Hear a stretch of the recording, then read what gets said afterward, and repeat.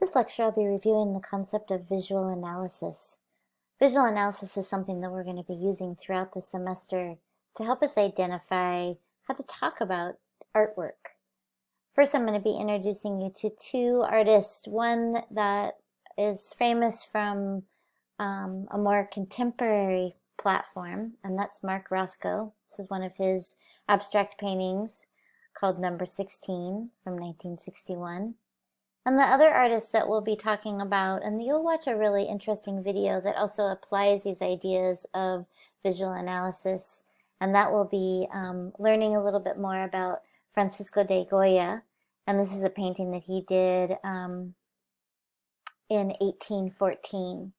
So these are some important artists that reflect this idea of art history, and visual analysis is something that many art historians use as sort of like a base, a fundamental language that is helpful to have when talking about artwork from a variety of different eras. So what I'm trying to do with this lecture is really create a common language, and this is language that we'll be using out throughout the semester. We'll be referring back to these concepts. There'll be things that you'll present in your midterm and your final essay. So I hope you take the time to review this lecture, and it might be something that you want to come back to at a later point. So this idea of visual analysis it's basically constructed around these four types of investigation: the assessment of physical or formal properties, the analysis of formal structure or compositional elements, the identification of subject matter, symbols and symbolism, and the integration within cultural or historical contexts. So those are the four types of investigation that you'll be referencing and applying to the different homework discussions throughout the semester. So I'm going to define them and help you to have like a basic understanding of these four types of investigation. Before I do that, just let's talk a little bit about the purpose of this. And it's really, you can apply visual analysis when you go to a museum or a gallery next time to really learn about, well, what is the artist trying to do? Is there a specific meaning that they're trying to communicate? And oftentimes you can learn a little bit more by just paying attention to those physical properties. What's the artist's name? Maybe do a quick search to find out, well, who is this artist, and when was this artist's art made, and how did the time period in which this artwork was made maybe influence or reflect these artists' ideas. So there's different reasons why art historians have kind of used this framework as the four types of investigation.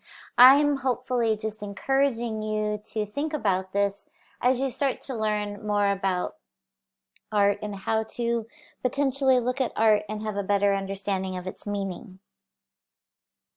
So one of the artists that I said we would talk about is Mark Rothko, and I chose his work because he's an abstract painter, and his work, if you didn't know necessarily the influence that he had on art history, his ideas, and sort of like at the time when he was making these abstract paintings, in the 1950s, a lot of folks just thought he was, kind of out of his mind, and they didn't understand why his artwork was often so large and just consisting of a color field. And so he was really, didn't quite gain the respect that I think he was hoping when he came out with the general public. A lot of people in the artwork really appreciated his ideas, but the general public didn't really understand what he was trying to communicate by making these just big, huge, bland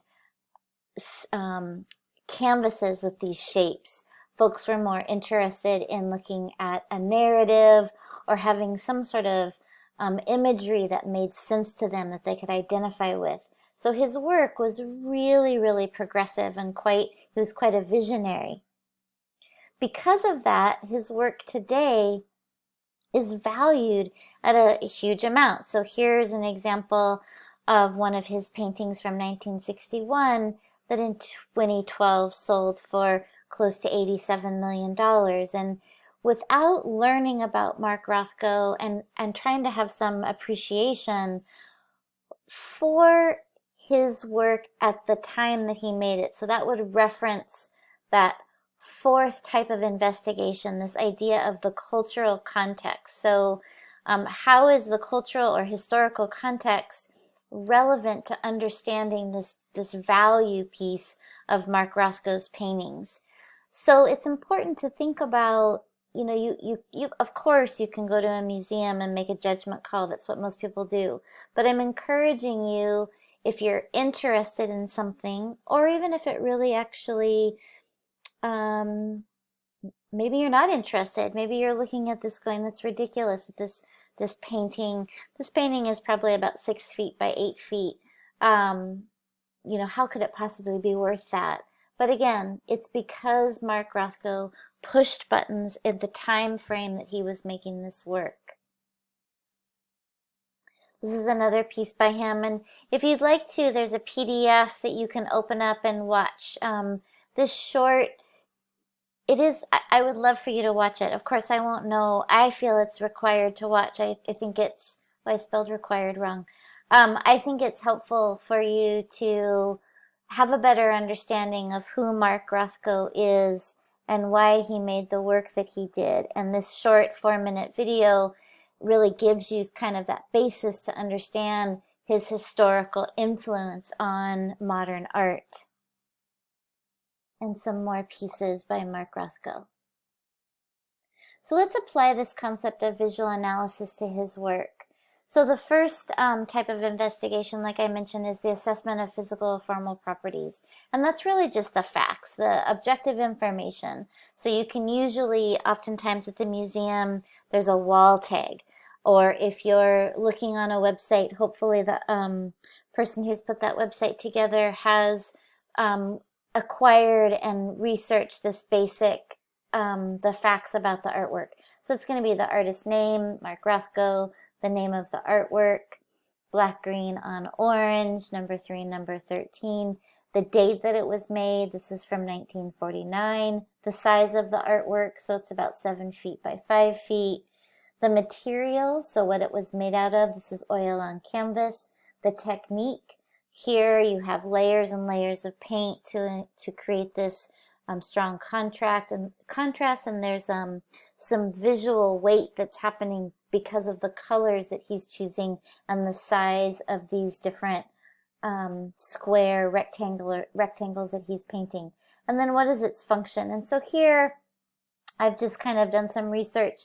I know a little bit about Mark Rothko's sort of driving force behind his work was to draw out emotions. And so he wanted people to have this immersive experience when looking at his paintings. He didn't want to indicate that his paintings were about a woman, in the park, or he didn't want to have any recognizable imagery to guide the viewer as to what the painting was about. He wanted people to just feel something from these shapes and colors that he presented. So this was very, very, like I said, visionary. It wasn't totally normal. There was just a small group of individuals making this type of abstract expressionistic work. So that's what I've defined as the function. And in this class, these physical properties, I'll talk about them a little bit when you're working on your vocabulary assignments. Sometimes there is a specific function, like it's a bowl or a canter or a comb or a mirror. And sometimes with the more historical work, it might be harder to find the name of the artist, but maybe you could find the person that commissioned the artwork. So I'll make a note of that as the course unfolds. But these are the basic first type of investigation, so the assessment of physical properties. The second type of investigation is considering sort of some of the formal structures, the analysis of the compositional elements. And so I've just kind of grabbed some ideas about what we're looking at here. So you can talk about sometimes when you're trying to figure out the formal structures, depending upon if it's a sculpture or a painting, a photograph, an installation. Oftentimes what it's made out of and how it was made can influence or guide the viewer to better understand these compositional elements. And so we're talking about oftentimes these structures that are included within the artwork that we're looking at. So this is language that you would use. So what are the elements of the visual expression in the piece? Any symbols, the shading, the choices that they're making in this case with Mark Rothko's painting. By the way, the different brush strokes are not an even square. And this is more basic, or not basic, but to actually give you words to apply when you're trying to talk about the formal structure or the compositional elements. So the line, the shapes, the hue, color, tonal value, saturation, texture, space, mass. And I've defined all of these to help you think about how you might use this language when you're working with this homework assignment and future homework assignments throughout the semester, especially when it comes to the vocabulary homework that you'll be navigating most learning units. And this is just an article that is a good example of how a curator or someone who's trying to describe an artwork to someone might use some of this language.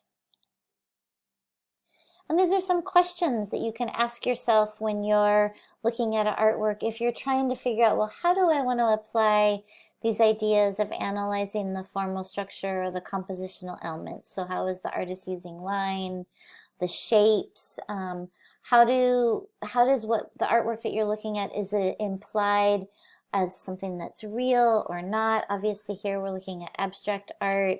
How does the color influence the artwork? This is much brighter than some of the other pieces that I've been showing you. So what is the artist trying to say? Are there any visual devices? So you can apply these questions, and I'm just trying to help you to explore the ideas of how to use the language and talk about art. The third type of investigation is identifying the subject matter and or the symbolism. And of course I say and or because it just depends upon the artwork. So the subject matter is oftentimes just explaining what you're looking at. With an abstract painting, it's really hard to explain the subject matter. Here, there's just symbolism. And so the symbolism is going to come across from research and learning about the artist Mark Rothko. Here, you can actually talk a little bit more about the subject matter because you're looking at a photograph of people holding hands people holding hands while the sun is setting, right? However, this image that I can describe the subject matter also has some symbolism. There's a sense of unity here. A group of people holding hands at sunset oftentimes means that there's some sort of coming together, some sort of caring and understanding. Also, oftentimes symbols or symbolism refer to something that is commonly understood amongst a culture. So most people would recognize this as a peace sign. Most people would recognize this as a person saying peace to someone. And so the subject matter is usually what you recognize from your own experience and how you might describe what you're looking at to someone who might be sight impaired. And then symbolism oftentimes are things that a culture agrees upon, right? So these are all symbols that most people know. This means Apple Macintosh computer. This is the Olympics. This means that there might be some area for a disabled person to navigate a space easier. This is copyright. This is stop. This is oftentimes means if you push the button, you're going to play a video. And this is the yin and yang symbol. So these are things that, again, I might go to a different culture and there might be street signs and symbols that I might not recognize because maybe I'm not familiar with that specific culture. So here's a really great video, and there's another, I think, in the learning unit as it unfolds. I want you to think a little bit more about symbolism. This is an artist that you could talk about for the vocabulary homework, and one of her paintings exploring her ideas and mythology and symbolism around sleep. Here's more paintings. Again, this is a painting by Paul Gauguin, and this is a modern artist. So this is from the 1888. This is from 2016. It's this contemporary artist, Michael Mitterage, who's a Kenyan artist, who could be an artist that you could learn about for the vocabulary homework. In his own interpretation, copied this famous painting by Paul Gauguin and put a twist on it. And if you Google, you can find a great video where you learn about the symbolism that each artist was exploring. And this is also discussed in the video that you'll be watching. So the identification and subject matter in someone like Mark Rothko's work is a little bit harder because of the fact that it is abstract, and so there aren't any figurative representations of people. So these are some questions that could potentially help you as you're navigating these ideas of symbolism. The fourth type of investigation is one of my favorites. That's the integration of cultural and historical context. So to me, this is really helpful because it places the artwork into when it was made, which oftentimes might affect why it was made. And so these are the questions that you would reference when you're thinking about this fourth type of investigation, the integration within cultural or historical context. So when was the artwork made? Where on the planet was the artist living? So that can also affect like what you're looking at. Artwork that was made potentially in South America would be different at a specific time period, at a certain time period, than artwork made in North America. And so learning about the artist and having a short bio can be really helpful in this regards. And then also learning about the individual's political, social, and cultural environment. So, what were the person's beliefs? Like learning about the person, when they were making the work, where they were making the work, and what their ideas are can be really helpful. This is an image of a chapel in Texas where Mark Rothko's very large, completely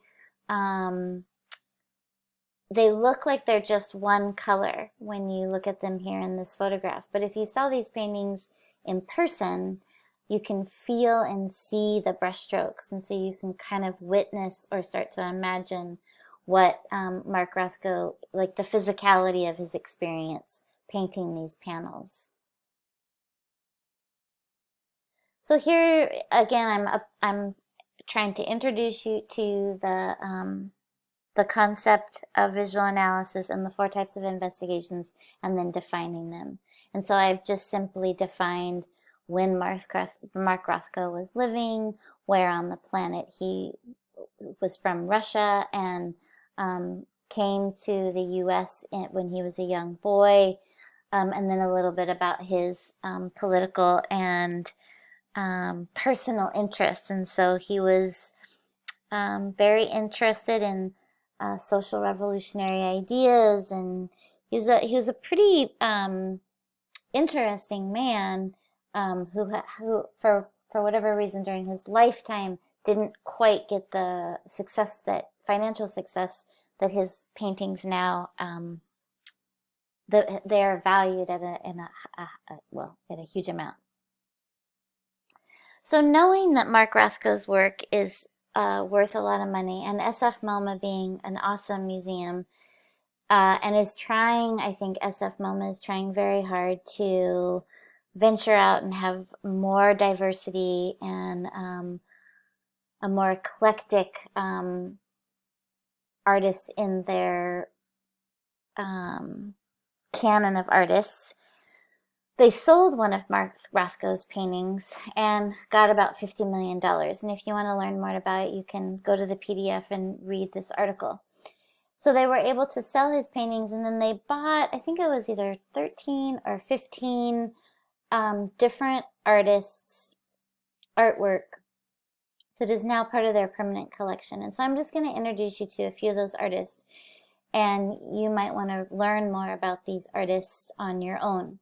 So Alma Woodsley Thomas is one of the artists, and she was a working artist, and her work was also abstract, and this is an example of her work. And so she's an artist that you might want to learn more about. She was really devoted to her career as a teacher, and was also very much devoted to her career as an artist, and exhibited her work and her students' work in her lifetime. This is another example of one of her artworks, and a video if you want to learn more about her work. So of course we know a lot about different male artists that were surrealists. Man Ray is probably one of the most famous, but there were also female artists. So this is another artist's artwork that was purchased from this money, Kay Sage, and her artwork is really interesting. It's got this very modern, industrial kind of architectural aesthetic to it, and so you can learn more about her if you choose. Mikhail Thompson,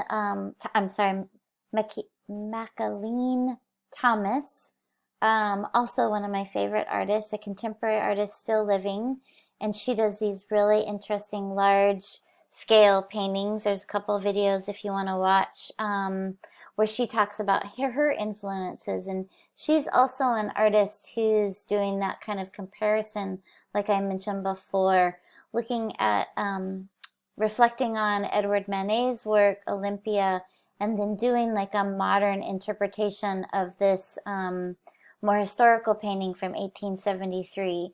So she's also a very interesting contemporary artist that you could learn more about, whose work is really blowing up right now. Barry McGee, who's a local artist, he's a graffiti artist and also an installation artist, and so his work was also purchased. And if you want to learn more about him, he is a local artist, and there's a couple of links. So it's pretty fun to think about how SF MoMA is responding to this idea of having more diverse artists in the museum, and they're not perfect. They have a ways to go. So just to remind you, this is all about understanding this concept of visual analysis. And so here, if you will just quickly go through and we can kind of visually analyze the other painting that I want you to learn about by Francisco de Goya. And so again, the name of the artist, the name of the artwork, the date it was made. This is a huge canvas, which is something that's interesting to think about and will be discussed in the video, why he made this so large, and then his ideas about what his statement was and why he made this painting, this really graphic painting of a horrible situation from what was happening at the time that the painting was made. And so the technique, I couldn't find exactly how he did this, and so if you never can find, you can just put that you couldn't find it or not available. Some of the ideas around the composition, which is really all of these ideas are discussed in the video that you're going to watch. So that will be helpful for you to think about in relationship to this painting. So basically what this video is about, and what I want you to think about, is how this idea of visual analysis is a way of trying to understand artwork, kind of putting the puzzle pieces together. And I'm hoping that throughout the semester you become more familiar with this process, and you help each other through the discussion post to talk about your ideas, what messages you see in the art, what concepts are being explored, what emotions might get stirred for you as we look at a bunch of different types of artwork over the semester. So thank you so much for listening.